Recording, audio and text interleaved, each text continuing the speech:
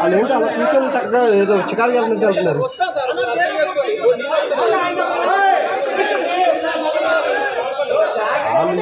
అన్నీ చూడకూడదు, బోట్లు గీట్లు దిగిపోవడం ఫస్ట్ వాళ్ళ పని అదే.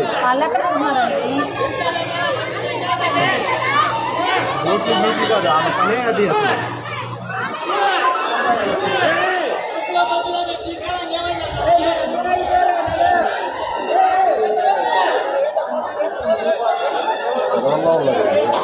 అది ఎంత చెప్పినా సరే వాళ్ళది ఇదే చూసుకుంటున్నారు.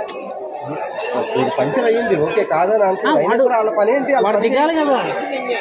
ముక్కు దాకా వచ్చేసి నీళ్ళు అడిగి వెనకాల ఇంట్లో అయినా మళ్ళీ లావడేది ఈయనకెందుకు ఈ వయసులో రిస్కులు. నీళ్ళలోంచి వచ్చాడు ఆయన. వాళ్ళేంది అసలు దెక్కుండా వెళ్ళిపోతారు.